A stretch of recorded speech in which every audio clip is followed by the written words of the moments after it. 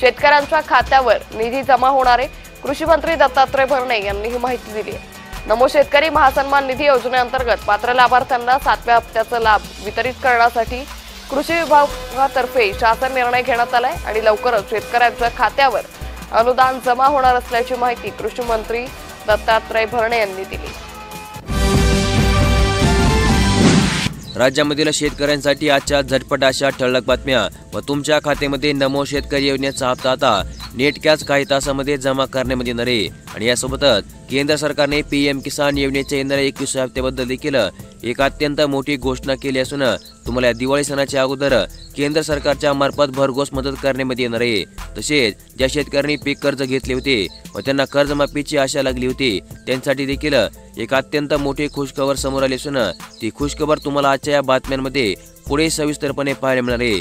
त्यामुळे फक्त आजचा व्हिडिओ शेवटपर्यंत पहा आणि चॅनलवरती नवीन असाल तर लगेचच आपल्या चॅनलला सबस्क्राइब करून ठेवा।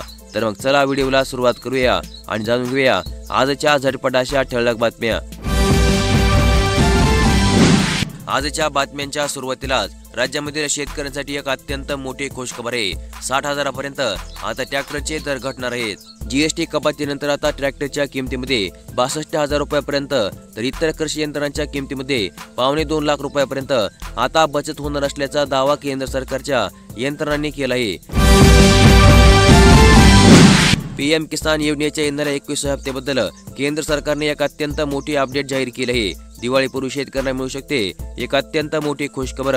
पीएम किसान योजनेच्या 21 हप्त्यापूर्वी तुमचे स्टेटस तपासा, जाणून घ्या स्टेप बाय स्टेप प्रक्रिया। तर मग प्रधानमंत्री किसान सन्मान निधी योजनेचा 20 हप्ता ऑगस्ट महिन्यामध्ये तुमच्या बँक खात्यामध्ये जमा झाला आहे। आता शेतकऱ्यांना या योजनेच्या 21 हप्त्याची प्रतीक्षा लागली आहे। पीएम किसान योजनेचा हप्ता दर 4 महिन्यांनी केंद्र सरकारच्या मार्फत जाहीर करण्यामध्ये येतो। या आधीचा 20 हप्ता 2 ऑगस्ट 2025 रोजी केंद्र सरकारने जाहीर केला होता आणि यानुसार पुढील हप्ता आता नोव्हेंबर किंवा डिसेंबर महिन्यामध्ये तुमच्या बँक खात्यामध्ये जमा करण्यामध्ये येऊ शकतो। अशा प्रकारची माहिती सध्या रिपोर्टनुसार जाहीर करण्यामध्ये येते। शेतकऱ्यांना आता 21 हप्ता नोव्हेंबर किंवा डिसेंबर महिन्यामध्ये मिळेल। त्यामुळे तुम्हाला तुमची केवायसी, आधार सीडिंग आणि लँड सीडिंग या काही प्रक्रिया तात्काळ पूर्ण करून घ्यायचे आहेत। अशा प्रकारचे आवाहन कृषी विभागाच्या मार्फत करण्यामध्ये येते। देशामधील शेतकऱ्यांसाठी केंद्र सरकारच्या माध्यमातून एका नवीन योजनेची घोषणा। पीक किसान मानधन आता योजनेअंतर्गत शेतकऱ्यांना महिन्याला 3,000 रुपये मिळणार। जाणून घ्या अर्ज कशा प्रकारे करायचा। शेतकऱ्यांना आता नुकत्याच काही दिवसांपूर्वी प्रधानमंत्री किसान सन्मान निधी योजनेचा 20 हप्ता केंद्र सरकारने जमा केलाय। आता शेतकऱ्यांसाठी असलेल्या आणखीन एका कल्याणकारी योजनेविषयी थोडक्यामध्ये माहिती जाणून घेऊया। ज्या माध्यमातून शेतकऱ्यांना आता वयाच्या 60 वर्षानंतर दर महिन्याला 3,000 रुपयांचे पेन्शन मिळू शकते। कारण की शेतकऱ्यांना वृद्ध काळामध्ये आत्मनिर्भर बनवण्याचा पीएम किसान योजनेचा मुख्य उद्देश आहे। त्यामुळे आता या योजनेमध्ये अगदी नाममात्र अंशदान म्हणजे दर महिन्याला 55 ते 200 रुपये दिल्यानंतर वयाच्या 60 वर्षानंतर आता तुम्हाला 3,000 रुपयांचे पेन्शन मिळणार आहे। आणि या योजनेचे खास वैशिष्ट्य म्हणजे तुम्ही जेवढे अंशदान द्याल तेवढेच अंशदान आता सरकार या योजनेअंतर्गत देईल।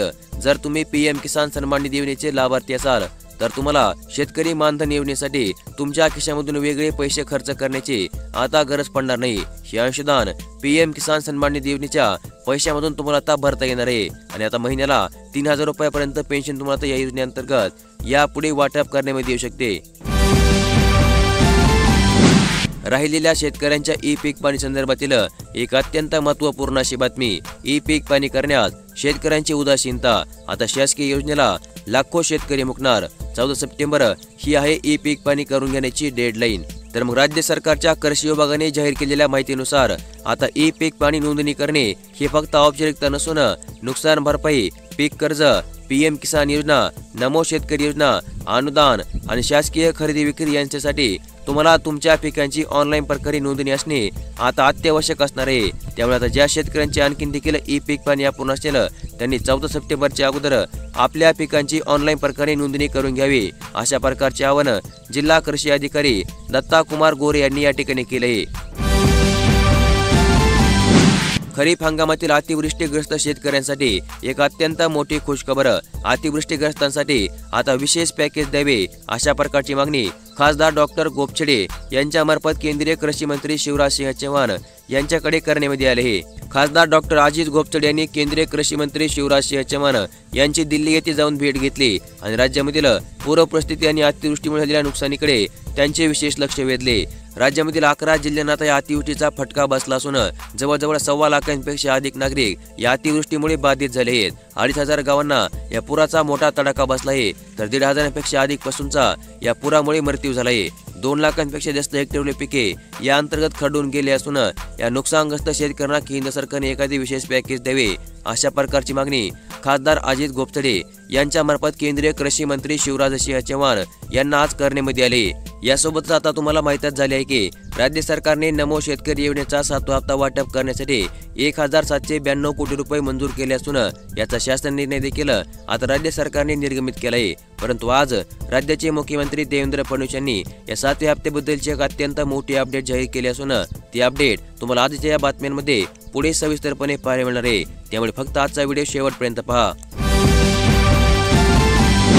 राज्यामधील मजदूर आणि कामगारांसाठी राज्य सरकारचा एक अत्यंत महत्त्वपूर्ण असा निर्णय। आता कामाचे तास वाढणार, पण ज्यादा मोबदला देखील या कामगारांना मिळणार आहे। तर मग महाराष्ट्र सरकार राज्यामधील कामगार कायद्यामध्ये सध्या बदल करत आहे, ज्यामध्ये आता कारखानदारामध्ये कामाचे तास 9 वरून 12 तासापर्यंत करण्यात आले आहेत, तर दुकाने आणि आस्थापनामध्ये 9 वरून 10 तासापर्यंत वाढवण्यात येतील। हा निर्णय आता लागू झाल्यानंतर फायदे तोटे समजणार नसले तरी देखील सध्या तरी या निर्णयामुळे कामगारांच्या माध्यमातून नाराजगी व्यक्त करण्यात येते। राज्यामधील शेतकऱ्यांसाठी एक अत्यंत महत्त्वपूर्ण अशी बातमी। हमीभाव तेव्हाच मिळणार जेव्हा तुम्ही तुमच्या पिकांची ई-पीक पाहणी करणार। हमीभाव 2025-26 मध्ये आता शेतकऱ्यांना त्यांच्या पिकासाठी किमान आधारभूत किंमत मिळवून देण्यासाठी आता एक महत्त्वाचा बदल करण्यात आला आहे। आता शेतकऱ्यांनी हमीभावाने आपला शेतमाल विकण्यासाठी ऑनलाईन नोंदणी म्हणजेच ई-पीक पाहणी करणे आता अनिवार्य करण्यात येत आहे। यामुळे पिकांची योग्य माहिती सरकारकडे नोंदवली जाईल आणि खरेदी प्रक्रिया यामुळे अधिक पारदर्शक होईल। आणि यासाठी राज्यामधील ज्या शेतकऱ्यांची ई-पीक पाहणी आणखी देखील बाकी आहे, या शेतकऱ्यांनी 14 सप्टेंबरच्या अगोदर आपल्या पिकांची ई-पीक पाहणी करून घ्यावी अशा प्रकारचे आवाहन कृषी विभागाच्या मार्फत शेतकऱ्यांना करण्यात येत आहे। राज्यामधील दिव्यांग लाभार्थ्यांसाठी एक अत्यंत महत्त्वपूर्ण अशी बातमी। निराधार दिव्यांग लाभार्थ्यांना आता यापुढे मिळणार आहे 2,500 रुपये। राज्य सरकारने संजय गांधी निराधार योजनेअंतर्गत आणि श्रवण बाळ सेवा निवृत्ती वेतन योजनेअंतर्गत दिव्यांग लाभार्थ्यांच्या अर्थसहाय्यामध्ये आता 1,000 रुपयांची वाढ केली आहे। या लाभार्थ्यांना या दोन योजनेअंतर्गत 1,500 रुपयांचे अर्थसहाय्य देण्यामध्ये येत होते। आता यामध्ये 1,000 रुपयांची वाढ करून आता 2,500 रुपयांचे अर्थसहाय्य या लाभार्थ्यांच्या बँक खात्यामध्ये जमा करण्यात येणार आहे। सणासुदीच्या काळामध्ये राज्यामधील सर्वसामान्य नागरिकांसाठी एक अत्यंत मोठी खुशखबर। रोजच्या वापराच्या वस्तू आता होणार आहेत स्वस्त। तर मग जीएसटी दर कमी करण्याचे देशामधील आघाडीच्या कंपनीने संकेत दिले आहेत आणि दर कपातीचा लाभ थेट ग्राहकांना मिळणार असून घरगुती बजेटला यामुळे मोठा दिलासा मिळेल। सणासुदीमध्ये खरेदी करताना तुम्हाला 1,000 रुपयांची बचत होईल। तर मग या अंतर्गत कोणत्या वस्तू होणार आहेत स्वस्त, तर कपातीचा सर्वाधिक परिणाम अन्न पदार्थ, स्नॅक्स आणि दैनंदिन वापरांच्या वस्तूंवर दिसणार आहे। यामध्ये लोणी, चीज आणि स्नॅकवरील कर 12% वरून आता 5% करण्यात आले आहे। तर chocolate, biscuit, cornflakes, coffee, ice cream, केसांचे तेल, शॅम्पू, साबण, शेव्हिंग क्रीम, टूथपेस्ट यांसारख्या दैनंदिन वस्तूंवर आता फक्त 5% जीएसटी कर लागणार आहे। राज्यामधील राशन कार्ड धारक लाभार्थ्यांसाठी एक अत्यंत मोठी खुशखबर। 1.5 लाख लाभार्थ्यांच्या बँक खात्यांमध्ये आता धान्याऐवजी 2.5 कोटी रुपयांची रक्कम जमा करण्यात येणार आहे। या योजनेमध्ये प्रति लाभार्थी 150 रुपये इतकी रोख रक्कम जमा करण्यास मान्यता देण्यात आली होती आणि त्यानंतर 20 जून 2024च्या शासन निर्णयानुसार APL केसरी शिधापत्रिकाधारक शेतकऱ्यांना आता रोख रक्कम हस्तांतरण योजनेनुसार देय असलेल्या रकमेमध्ये प्रति महिना प्रति लाभार्थी 170 रुपये अशा प्रकारची वाढ करण्यात आली आणि आता ही वाढीव रक्कम राज्यामध्ये 1.5 लाख लाभार्थ्यांच्या बँक खात्यामध्ये धान्याऐवजी 2.5 लाख रुपयांच्या रकमेमध्ये जमा करण्यात येते। राज्यामधील शेतकऱ्यांसाठी 2024च्या रखडलेल्या पीक विम्यासंदर्भातील एक अत्यंत महत्त्वपूर्ण अशी बातमी। शेतकऱ्यांच्या बँक खात्यामध्ये पीक विम्याची तुटपुंजी रक्कम आता जमा करण्यात येत आहे। पिकांना सुरक्षा कवच म्हणून शेतकऱ्यांनी पीक विमा उतरला होता, मात्र शेतामधील पिकांचे नुकसान झाल्यानंतर आता शेतकऱ्यांना पीक विम्याची तुटपुंजी अशी रक्कम पीक विमा कंपन्यांच्या मार्फत जमा करण्यात येते।